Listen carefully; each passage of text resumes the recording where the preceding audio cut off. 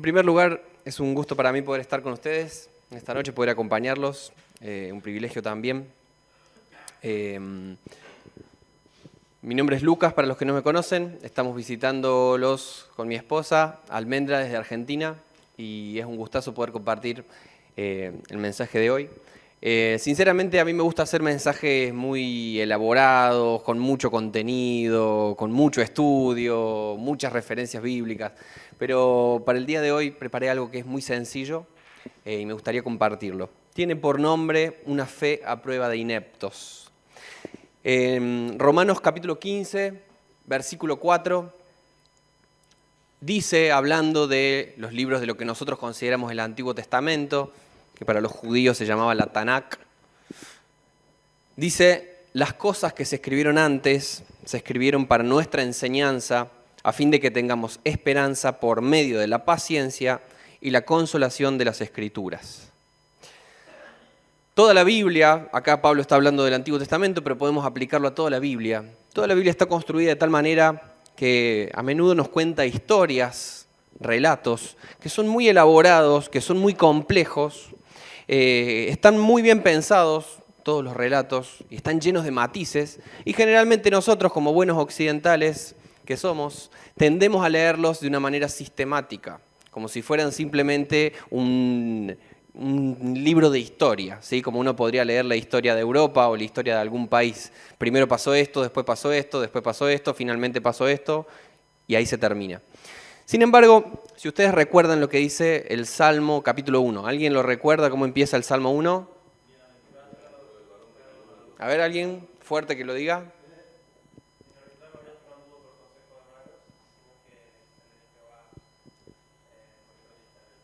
Bien. En la ley de Jehová encuentra su deleite y en ella medita de día y de noche. ¿Sí? Es como un árbol plantado junto a corrientes de agua. ¿Sí?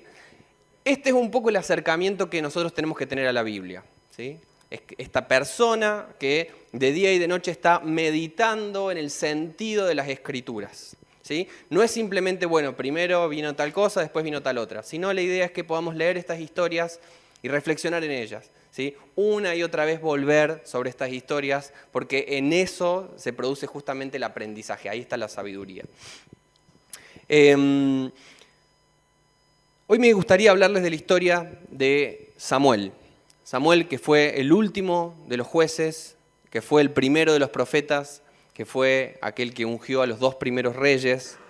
Pero antes de entrar en la historia específica de Samuel, me gustaría que hagamos un pequeño repasito de cómo viene la historia hasta ahí, ¿sí? Normalmente tenemos la tendencia de agarrar un versículo suelto de la Biblia y a partir de ese versículo sacamos un montón de conclusiones, siendo que la Biblia nos cuenta una gran historia, de principio a fin, y está bueno conocer los arcos argumentales, ¿sí? Cómo se va pasando la historia de un momento a otro.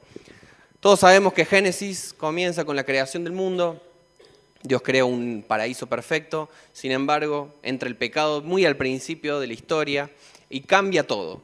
Lo que era bueno se convierte en malo, lo que era lindo se convierte en feo, lo que estaba en paz empieza a tener contradicción. Tenemos una historia muy importante como la de Caín y Abel que nos cuenta que los hermanos ya no pueden estar juntos y se tienen que matar. Y sigue la historia con el diluvio y viene la torre de Babel, ¿sí? Y pareciera que no hay una salida para esta historia, pero dice Dios, se le ocurrió algo, hizo un pacto con una familia. La familia primero pasó por Abraham, hizo un pacto con él y después lo continuó con su hijo Isaac, después lo continuó con su hijo Jacob, al cual después conocemos con el nombre de Israel. Israel tiene hijos y nietos que se van a vivir a Egipto y en Egipto son primero bien recibidos, después son esclavizados, hasta que viene un muchacho llamado Moisés y Moisés los saca y se los lleva. Y en este momento me gustaría retomar en qué punto estamos de la historia. En el momento en el cual, a grandes rasgos, después de todo lo que vimos, entramos en el Éxodo y está Moisés, es la figura principal. En el momento de la conquista de la tierra prometida, el personaje principal es Josué, y después de eso aparecen los que llamamos los jueces. Jueces como Gedeón, como Jefté, como Sansón, como Débora. Acuérdense que después de haber salido de Egipto como libres y van a conquistar una tierra que era la que tenían que habitar, en el momento de Josué. Sin embargo, no hacen del todo bien el trabajo, no terminan lo que tenían que hacer y quedan a mitad de camino. Y durante todo ese tiempo, que es el tiempo de los jueces, la gente vive más o menos haciendo lo que tenía que hacer, ¿sí? Hay un versículo muy importante que se repite un par de veces y dice, durante ese tiempo, durante el tiempo de los jueces, cada uno hacía lo que bien le parecía, ¿sí? Nosotros decimos en Argentina lo que le pintaba, lo que le venía en ganas, ¿sí? Cada uno hacía lo que bien le parecía en ese momento, ¿sí? Es un tiempo de mucha mezcla cultural, donde Israel pasa de tener una identidad cultural propia y ser el pueblo elegido de Dios para ser realmente diferentes. Y dicen, bueno, podemos ser diferentes, pero también podemos tener un poquito de los cananeos, un poquito de los filisteos, un poquito de los amonitas. Total, ¿sí? ¿Por qué vamos a ser tampoco tan diferentes? Si estamos acá, seamos un poquito como ellos. Este es un momento muy importante porque Samuel aparece justo en este punto. Samuel es el eslabón narrativo, me gusta decir, entre la época de los jueces y la época de la monarquía. Samuel es el último de los jueces y es el primero de los profetas que unge a Saúl y después a David, ¿sí? Está en un momento muy importante Samuel, porque hace justamente la conexión entre estas dos eras. ¿Por qué es importante este cambio? En primer lugar, porque en la época de los jueces estamos hablando de caudillos territoriales. Son personajes carismáticos, líderes militares, ¿sí?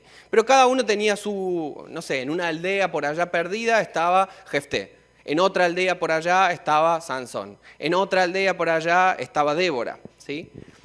Es un momento de muchos líderes, caudillos, militares, carismáticos, en la época de los jueces. La época de la monarquía es diferente. En ese momento empieza a haber un rey, donde se centraliza el poder y donde Jerusalén se vuelve el centro político de la vida de Israel. Entonces es un momento muy importante en el que aparece Samuel, es un momento de transición entre dos etapas. Pero además de esto, es una transición también muy importante. Durante toda esta primera parte, el éxodo, la conquista y la época de los jueces, una sola persona cumple dos funciones. Moisés, Josué y Sansón, por ejemplo, para buscar los grandes referentes, recibían la palabra de Dios y al mismo tiempo eran quienes guiaban y dirigían al pueblo a nivel político o a nivel militar, ¿sí? Pero después de Samuel, Samuel es el que hace el quiebre. A partir de ese momento, las funciones se dividen en dos grupos. Los reyes, por una parte, son los que dirigen al pueblo, mientras que los profetas son los que reciben la palabra de Dios. Lo que antes habían hecho una sola persona, de pronto se convierte en dos. Y el que justamente hace esa transición entre un momento y el otro es Samuel. El rol de los profetas en todo esto, y es lo que viene a representar Samuel en primer lugar, en relación con Saúl primero y después con David, es traer el problema, digamos. Mientras el rey es el que dirige al pueblo, es el que conduce, el profeta es la voz de la conciencia. Le dice, no, por ahí no, ahí te pasaste, Dios no está por ahí, ¿sí? Entonces un buen rey es aquel que escucha la voz de los profetas. Un mal rey es aquel que no escucha la voz de los profetas. En el medio de todo este cambio de época, leemos acerca de la historia de un pequeño muchacho que se llama Samuel. Y es un personaje muy especial en la Biblia. Su madre, que aparece ahí pintadita, se llamaba Ana y no podía quedar embarazada. Entonces le hace una promesa a Dios y le dice, si me das un niño, yo te lo voy a entregar para el servicio. Efectivamente, Dios le da a Samuel y ella lo entrega para el servicio y dice que su entrega iba a ser con el voto del nazireato o el voto del nazireo. ¿Qué significa esto? Era un tipo particular de compromiso o de entrega que hacía una persona. Dice que a Samuel no le iba a cortar el pelo y tampoco podía tomar bebidas alcohólicas y tenía que siempre llevar una vida de santidad y de pureza. Es lo mismo que hicieron, por ejemplo, personajes como Sansón o como Juan el Bautista, fueron nazireos. En 3 veces, si ustedes leen Primera de Samuel, en 3 veces dicen que Samuel, incluso siendo un niño, servía en la presencia de Dios. Y además de eso dice en Primera de Samuel capítulo 2, versículo 21, que crecía en la presencia de Dios. Y un poquito más adelante en el versículo 26 dice, el niño Samuel crecía en estatura física y en el favor del Señor y en el de toda la gente. Este niño fue tan especial que cuando Lucas, el evangelista, quiso escribir cómo había sido la infancia de Jesús, se basó en el modelo de este niño, ¿sí? Al igual que Samuel, Jesús también pasaba su tiempo en la casa de Dios, ¿se acuerdan? Cuando él tenía 12 años, iba al templo. El canto que canta María en Lucas capítulo 2, que se llama el Magnificat, ¿sí? Magnifica o engrandece mi alma al Señor porque ha escuchado mi clamor. Bueno, está basado directamente en el canto de la mamá de Samuel también. Y no solamente esto, sino que cuando Lucas quiere decir cómo era Jesús de niño, utiliza las mismas palabras con las que la Biblia describe a Samuel. El niño Jesús, al igual que el niño Samuel, crecía en estatura y en el favor de Dios y en el favor de la gente. Con el tiempo este muchachito llegó a convertirse en el primero de los profetas, el último de los jueces y el que inicia la época de la monarquía. Es un personaje muy importante en la historia. De todo lo que podríamos tratar sobre este personaje, me gustaría que simplemente tomemos el primer momento en el que él escucha la voz de Dios. Vamos a 1 Samuel capítulo 3.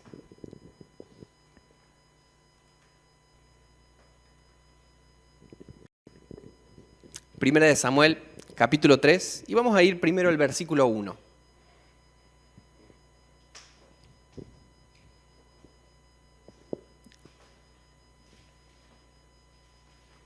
Vamos a quedarnos un ratito en este versículo porque nos da el contexto donde tenemos que entender el resto de la historia. Dice así: Mientras tanto, Primera de Samuel 3, 1. Mientras tanto, el niño Samuel servía al Señor ayudando a Elí. Ahora bien, en esos días los mensajes del Señor eran muy escasos y las visiones eran poco comunes. Ya vamos a seguir. Pero fíjense que lo primero que dicen estos versículos es que en estos tiempos los mensajes del Señor eran muy escasos. Si se acuerdan cómo veníamos haciendo la historia, todavía estamos en la época de los jueces, una época en la que cada uno hacía lo que bien le parecía. Y sí, claramente que los mensajes del Señor iban a ser muy escasos y cada uno hacía lo que bien le parecía. ¿Sí? En esta época de los jueces, donde se enmarca esta historia, nadie sabe muy bien cómo es Dios, quién es Dios, dónde está Dios, cómo se mueve Dios, qué hace Dios, qué quiere Dios, qué no quiere Dios. Nadie entiende nada. Si ustedes leen el libro de los jueces, es muy notable que los personajes hacen cosas terribles. Dios les había dicho, por ejemplo, nunca, nunca, nunca, nunca sacrifiquen a personas. Eso es lo que hacen los paganos. Ustedes no tienen que hacer. ¿Qué hace Jefté cuando vuelve de la batalla? Su hija sale a celebrar y dice, bueno, voy a sacrificar a mi hija. Por ejemplo, ese tipo de cosas dan la cuenta de que es un pueblo que no conoce quién es Dios. No tienen ni idea de cómo es Dios. Y en los primeros capítulos del libro de Samuel pasa algo similar. En el capítulo 2, por ejemplo, nos encontramos con la historia de los hijos de Elí. Elí era el sumo sacerdote a quien ayudaba Samuel cuando era niño y tenía 2 hijos. Y estos hijos, al igual que su padre, eran sacerdotes, pero cumplían muy mal su rol como sacerdotes. Y de hecho dice que cuando alguien iba al templo y se llevaba un animal para sacrificarlos, ellos iban y cortaban los pedazos de carne y se los llevaban para comer un asado con los amigos. Y además, como si eso no fuera suficiente, dice que también cuando venían mujeres al templo a entregar sus sacrificios, ellos aprovechaban que estaban ahí vulnerables y se acostaban con ellas. Fíjense qué fantásticos sacerdotes que eran. En 1 Samuel capítulo 4 hay otra historia que es muy terrible. Si ustedes la leen, es uno de los puntos más bajos de toda la historia de la Biblia, sobre todo del Antiguo Testamento. Es uno de los momentos donde se siente más el dolor y el fracaso de este pueblo. Este pueblo, todo lo que tenía que ser, fracasa terriblemente. Y eso se ve muy bien en 1 Samuel capítulo 4. Cuenta la historia de una batalla que tuvieron los israelitas con los filisteos. Ellos van a la batalla y dicen, como los filisteos son más picantes que nosotros, tienen más ejércitos, son más fuertes que nosotros, lo que vamos a hacer es, vamos a llevar el arca del pacto, la que había hecho Moisés en el desierto, que estaba en el tabernáculo, vamos a llevar el arca del pacto con nosotros a la batalla, como una especie de amuleto que nos ayude a ganar la guerra. La cosa es que están ahí, pierden, como en la guerra, literalmente, y no solamente eso, sino que además los filisteos toman el arca y se la llevan. Si eso no fuera suficiente, estando en la batalla, los 2 sacerdotes, estos hijos de Elí, mueren también Y cuando va un soldado y le cuenta a su padre que habían muerto sus 2 hijos, dice que Elí escuchó la noticia, se cayó de su silla y se murió también. Parece una tragedia de Shakespeare. Se mueren todos y todo termina muy mal. Y fíjense que al final del capítulo 4, dice así el versículo 19. La nuera de Elí, esposa de Fines, estaba embarazada y próxima a dar a luz.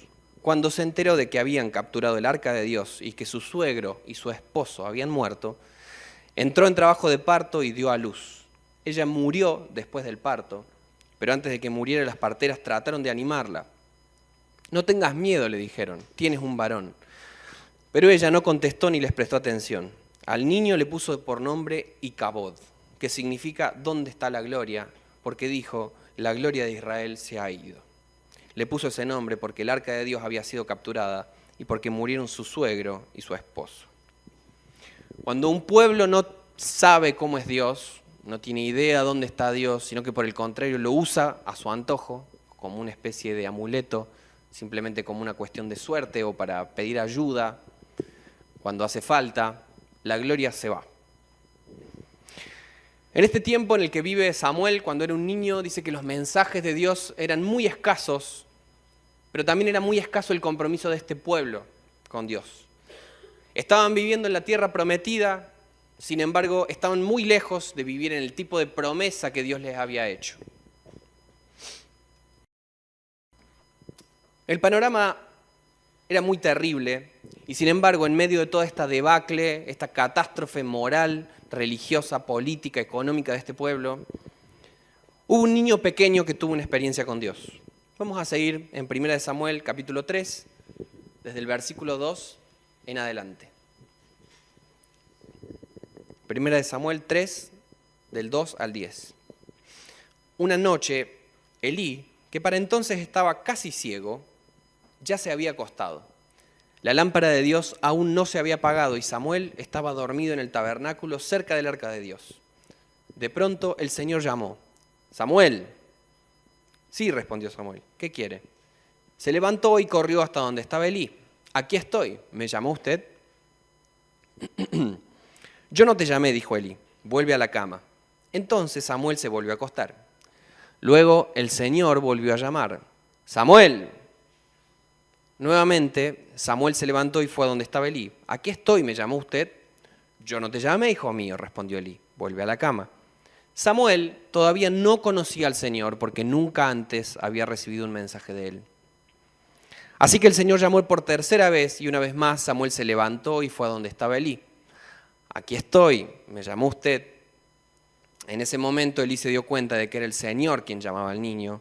Entonces le dijo a Samuel, «Ve y acuéstate de nuevo, y si alguien vuelve a llamarte, di, habla Señor, que tu siervo escucha». Así que Samuel volvió a su cama y el Señor vino y llamó igual que antes, «Samuel, Samuel». Y Samuel respondió, «Habla, que tu siervo escucha». El escritor de esta historia tiene mucho interés en que nosotros podamos reconocer las grandes diferencias que existen entre este niño pequeño llamado Samuel y el sacerdote con mucha experiencia llamado Elí. La Biblia dice que Elí estaba ya ciego. Y esta es una metáfora bíblica muy común para decir que una persona vive en la oscuridad. ¿Se acuerdan de ese versículo del Salmo 119? «Lámpara es a mis pies tu palabra y lumbrera mi camino». La luz implica andar en la verdad. Mientras que, por ejemplo, cuando Jesús se encuentra con los fariseos, después de haber sanado al ciego de nacimiento, dice, bueno, este estaba ciego, sin embargo, entiende todo, y ustedes, los fariseos, que pueden ver, no entienden nada, están ciegos. Eso significa que están en una oscuridad del corazón. Además dice que estaba acostado en su propia pieza, Elí. Sin embargo, este niño, Samuel, dice que dormía en el templo. Y esto es muy extraño, porque nadie duerme en el templo. Imagínense con todo el cuidado que tenía este pueblo, por cómo cuidaba la presencia y la santidad de Dios, y todo estaba guardado atrás de una cortina. Dice, sin embargo, que Samuel estaba durmiendo en el templo. Esto significa que estaba descansando en la presencia de Dios, a diferencia de Elí, que estaba durmiendo en su pieza. Elí estaba lejos de la presencia de Dios y oscuro, estaba ciego. Sin embargo, este niño, que no entiende mucho todavía, porque Dios nunca se le había aparecido, dice que estaba iluminado por la lámpara de la presencia de Dios y que además dormía y descansaba en la presencia de Dios. Elí era el sumo sacerdote. Su único trabajo era estar conociendo la voluntad de Dios, sabiendo cómo es Dios, cómo se mueve, quién es. Sin embargo, le llevó 3 veces darse cuenta de que era Dios el que estaba hablando. Este niño, que era totalmente inexperto, y dice así el versículo 7, Samuel todavía no conocía al Señor porque nunca antes había recibido un mensaje de él. Este niño inexperto, que no tiene idea de cómo es Dios, a pesar de todo, puede escucharlo y está dispuesto. Entonces ahora me pregunto, ¿qué es lo que hace la diferencia entre este niñito inexperto y este sacerdote con muchísima experiencia? Y sinceramente creo que hay, o yo al menos encuentro 2 respuestas que son muy sencillas y creo que es lo esencial de este mensaje. Samuel estaba dispuesto y era obediente. Mientras Elí estaba descansando en su pieza, lejos de la presencia de Dios, Samuel estaba durmiendo y descansando en el templo, en la presencia de Dios. Mientras Elí estaba físicamente ciego y moralmente ciego también, porque dice que sus hijos hacían lo que querían y él no le importaba o los dejaba hacer, Samuel estaba iluminado por la luz de la verdad. Elí era desobediente a la orden de Dios, era indulgente con sus hijos, dejaba que jugaran con lo sagrado. Pero Samuel, sin saber quién es Dios, sin saber dónde estaba Dios, apenas escucha su voz, va corriendo. Este es un extracto del fresco de la creación del hombre, que está en el Vaticano, en la Capilla Sixtina. Y es como un ícono que simboliza un poco las relaciones entre el ser humano y Dios, lo divino y lo humano. A mí particularmente nunca me ha sido muy fácil la parte mística del Evangelio. Toda mi vida me la he pasado luchando con mi mente para que se someta al señorío de Cristo, para que se ubique en el lugar que tiene que estar. Y me encantaría ser como otros que son quizás más dérmicos, más espontáneos en su relación con Dios. Y me acuerdo, por ejemplo, de que un pastor que conocimos cuando vivíamos en Argentina todavía, con mucho orgullo decía que todos los días oraba 8 horas por día. Y yo me pregunto, ¿cómo hace este tipo? Además de no estar trabajando probablemente, ¿no? Quizás sería muy interesante para mí poder ser como este tipo de personas, de ser más perceptivo quizás a nivel espiritual, de que muchas veces hay personas que tienen experiencias místicas y ven ángeles y ven cuestiones sobrenaturales y tienen sueños y tienen visiones o escuchan la voz audible de Dios.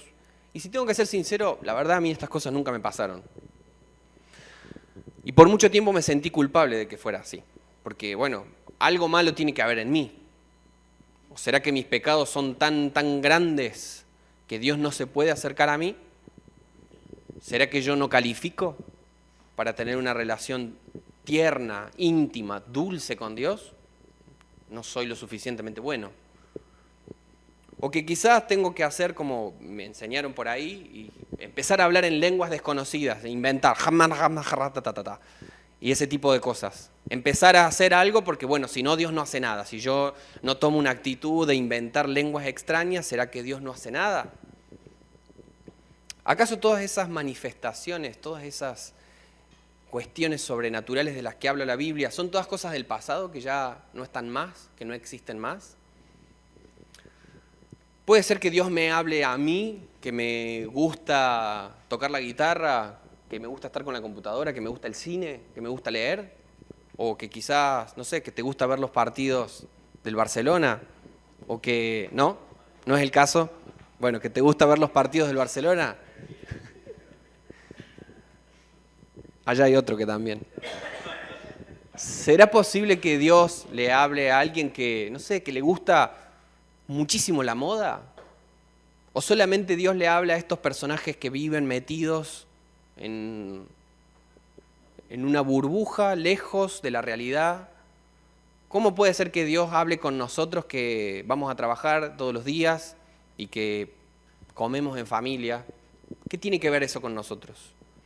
¿Acaso Dios sigue hablando en estos tiempos de crisis, donde hay muchísimo ruido y hay muchísimas voces y muchísimos discursos y pareciera imposible sacar algo en claro de todo eso? Donde hay un montón de filosofías que se contradicen y puntos de vista para todo. ¿Dios acaso me puede hablar a mí que soy un ignorante en cuestiones místicas y de trascendencia y de sobrenaturalidad? Que soy muy torpe, la verdad, para darme cuenta de lo que Él quiere hacer y cómo se mueve. La verdad que sin una historia como la de Samuel, no queda mucha esperanza para la gente torpe como yo. Pero tenemos una historia como esa en la Biblia, que nos recuerda que no hace falta que la tengamos muy clara para que Dios nos hable.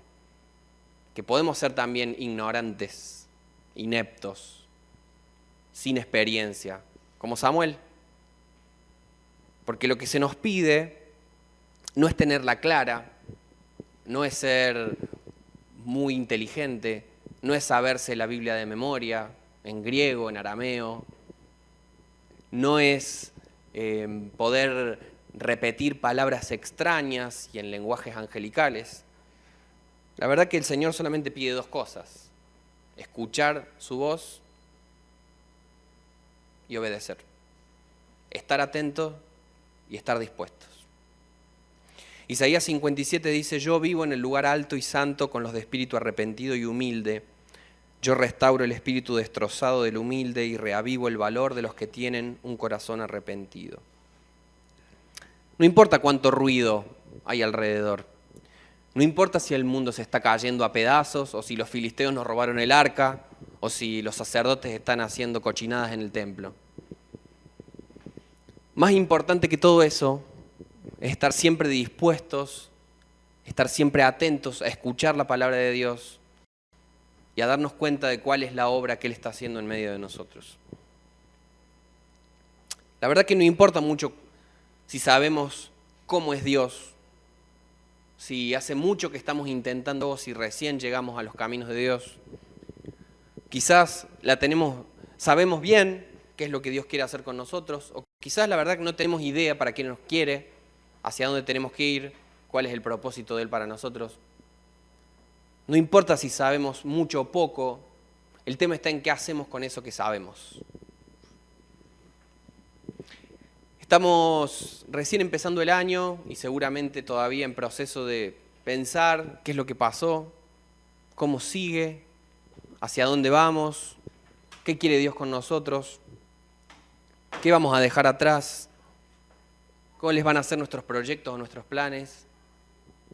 Y la verdad que está buenísimo tener planes y tener proyectos y tener objetivos, pero quizás este es un buen momento como para abrir la cancha y dejar que Dios también sea el que nos dice, nos cuenta, nos revela, nos habla acerca de qué es lo que Él quiere, sabiendo que Él está cerca del corazón humilde, del corazón que acepta sin ningún problema, de que no sabe, de que no puede, de que no tiene, de que no quiere. Justo estaba leyendo una frase de Santa Teresa de Ávila que dice: Señor, no te amo, ni siquiera quiero amarte, pero quiero querer amarte. Que ese sea un poco el deseo de nuestro corazón.